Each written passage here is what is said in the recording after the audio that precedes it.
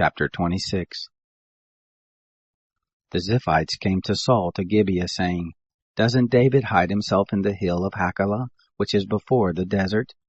Then Saul arose and went down to the wilderness of Ziph, having 3,000 chosen men of Israel with him, to seek David in the wilderness of Ziph. Saul encamped in the hill of Hachilah, which is before the desert by the way. But David abode in the wilderness, and he saw that Saul came after him into the wilderness. David therefore sent out spies, and understood that Saul was come of a certainty.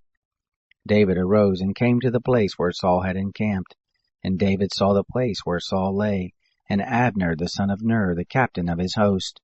And Saul lay within the place of the wagons, and the people were encamped round about him.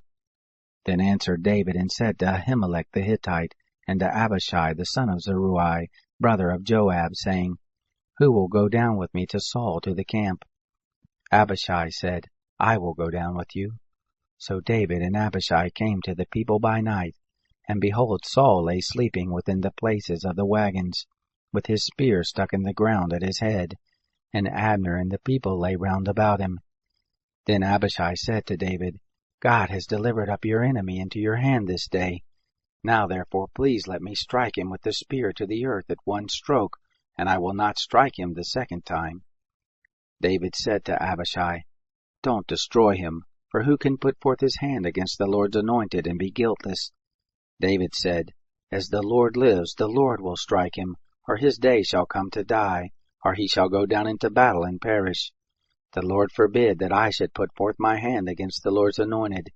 But now please take the spear that is at his head, and the jar of water, and let us go." So David took the spear and the jar of water from Saul's head, and they got away, and no man saw it, nor knew it, neither did any awake, for they were all asleep, because a deep sleep from the Lord was fallen on them. Then David went over to the other side, and stood on the top of the mountain afar off, a great space being between them. And David cried to the people, and to Abner the son of Ner, saying, "Don't you answer, Abner." Then Abner answered, "Who are you who cries to the king?" David said to Abner, "Aren't you a valiant man? And who is like you in Israel? Why then have you not kept watch over your lord the king? For there came one of the people in to destroy the king your lord. This thing isn't good that you have done. As the Lord lives, you are worthy to die, because you have not kept watch over the king, the Lord's anointed.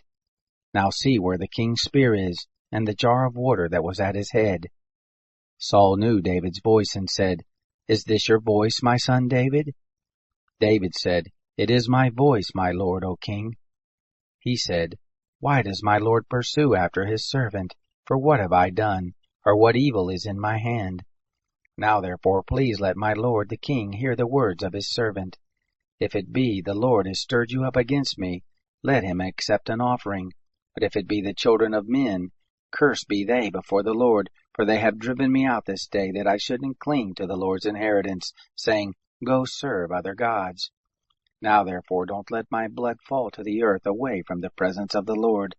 For the king of Israel has come out to seek a flea, as when one does hunt a partridge in the mountains." Then Saul said, "I have sinned. Return, my son David, for I will no more do you harm, because my life was precious in your eyes this day. Behold, I have played the fool, and have erred exceedingly." David answered, "Behold the spear, O king. Let then one of the young men come over and get it. The Lord will render to every man his righteousness and his faithfulness, because the Lord delivered you into my hand today, and I wouldn't put forth my hand against the Lord's anointed.